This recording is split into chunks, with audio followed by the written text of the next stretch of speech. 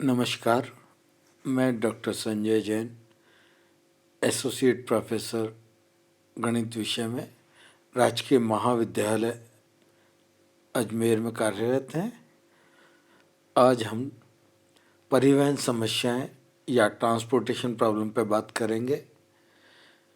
पहले भी हम ट्रांसपोर्टेशन प्रॉब्लम पे कुछ लेक्चर ले चुके हैं, जिनमें हमने ट्रांसपोर्टेशन प्रॉब्लम को किन किन विधियों से हल करना है और 3 विधियां north west corner rule, matrix minima, Vogel method, तीनों से एक ही क्वेश्चन को किया और उनके आने वाले उनसे सॉल्व करने से कौन से मेथड से बेटर रिजल्ट आ रहे हैं उसको समझा। आज हम एक और उसी तरह का प्रश्न लेके एक बार और इन तीनों मेथड्स को पढ़ेंगे ताकि हमें ये तीनों मेथड क्लियर हो जाए। एक तरह से एक नए क्वेश्चन पे इसको हम रिवीजन में रूप में सॉल्व करेंगे।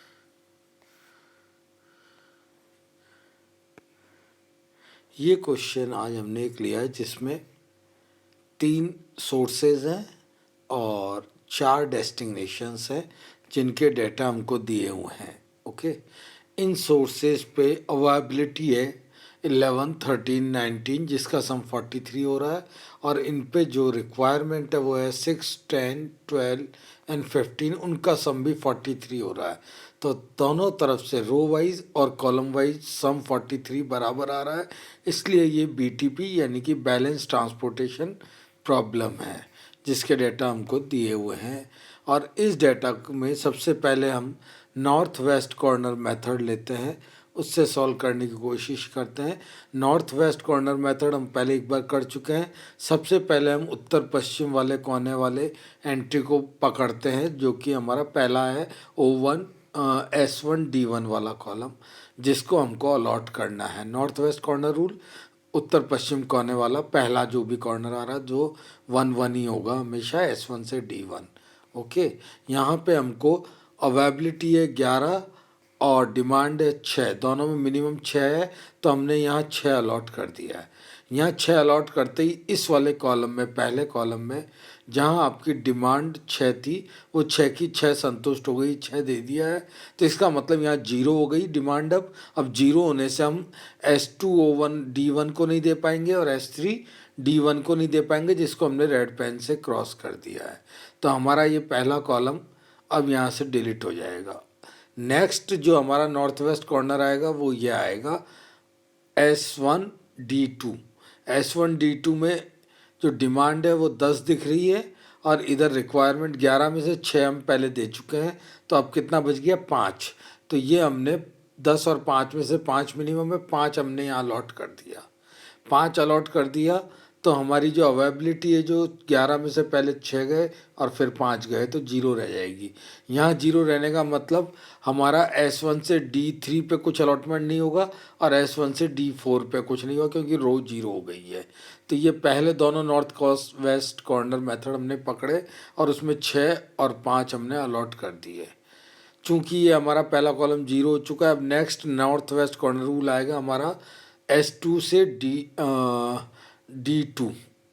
ओके, S2 से D2 में हमारी जो डिमांड है वो है, अवेलेबिलिटी है 13 और डिमांड है 10, और उसमें से 5 हम पहले ही दे चुके हैं तो 5 बच रही है। तो डिमांड 13 और 5 में से 5 मिनिमम है, हमने 5 अलॉट कर दिया S2D2 कॉलम को, और ये हमारी जो डिमांड थी वो 0 हो गई, इसलिए हम कॉलम वाइज डिमांड 0 होने से हम ये जो हमारा S3D2 है उसको भी लाल पान से क्रॉस कर दिया। अब नहीं दे सकते क्योंकि हमारी प्रॉब्लम बैलेंस हो गई है। उसके बाद next north west corner rule हमने ये पकड़ा 3-2-3 का। 2-3 पे अवेलेबिलिटी और रिक्वायरमेंट देख ली हमने, और वो वैल्यू यहाँ अटैच कर दी, और उस तरह से इस कॉलम में 0 हो गया आपका इस रो वाइज, तो यहाँ पे ये क्रॉस हो गया। अब आपके पास बचे ही 2 कॉलम है, S3D3 और S3D4।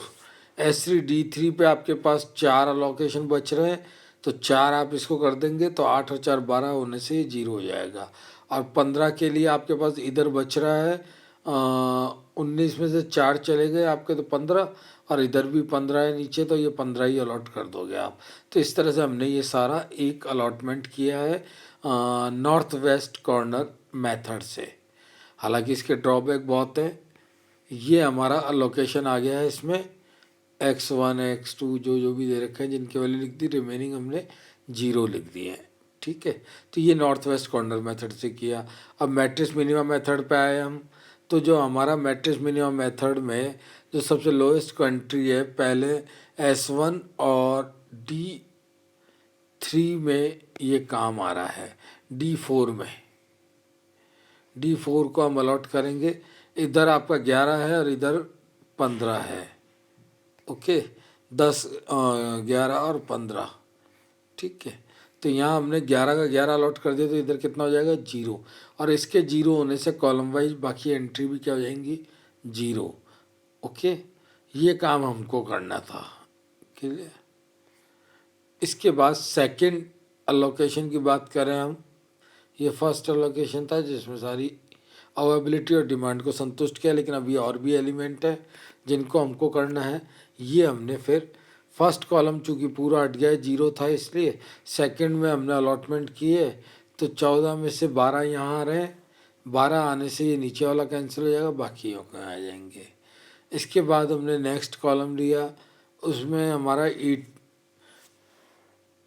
इसमें हमारे पास S2D1 है जिसको हम अलॉट कर रहे हैं, और बाकी चूंकि रो 0 हो गई है तो अवेबिलिटी इसकी 0 हो गई है, तो ये दोनों क्रॉस हो जाएंगे।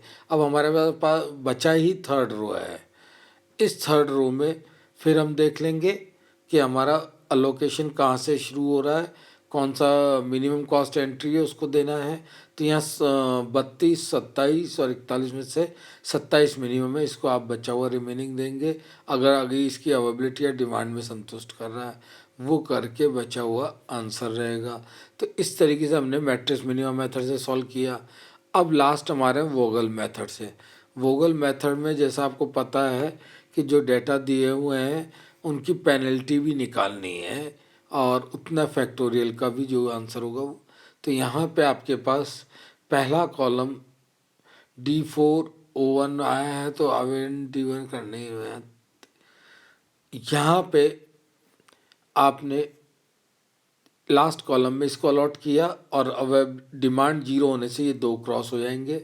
ये पहली टेबल रहेगी जिसमें आपने अलॉट करके फिर यहाँ सेकंड में आए, पहला हट जाएगा, फिर आप उसी तरह से पेनल्टी निकालेंगे, जो पेनल्टी मैक्सिमम होगी वहाँ से एंटर हो जाएंगे और मिनिमम एलिमेंट को अलॉट करेंगे। यूँ करते करते करते हम जिस तरह से पहले किया अलॉटमेंट करते हैं, और हम यहाँ पहुँच जाते हैं लास्ट में। ये अलॉटमेंट हमारा यहाँ पहुँच के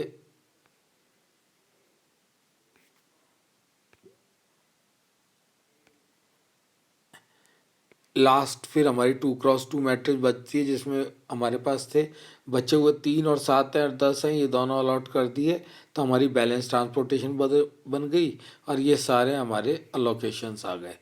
इन अलोकेशन के अकॉर्डिंग इनकी कॉस्ट से मल्टीप्लाई करने पे नॉर्थ वेस्ट कॉर्नर मेथड से इसका आंसर आ रहा है 1095। मैट्रिक्स मिनिमम से इसी क्वेश्चन का आंसर आ रहा है 922, और वोगल अप्रॉक्सीमेट मेथड से आ रहा है 796। यहाँ जो समझने वाली बात है कि initial basic feasible solution objective minimize है, और सबसे कम वोगल से आंसर आ रहा है। मैट्रिक्स मिनिमा या लोएस्ट कॉस्ट एंट्री से ज़्यादा आंसर आ रहे हैं। इसको सब्सट्रैक्ट करने के लिए, इसको सही करने के लिए हमें हमेशा वोगल मेथड को अप्लाई करना चाहिए, ताकि हम नियरर रिजल्ट के पास पहुँचें। तो आज ये रिवीजन हमारा आपका कल वाले लेक्चर का एक दूसरे एग्जाम्पल पे लेकर हमने तीनों मेथड को एक बार फिर एक्सप्लेन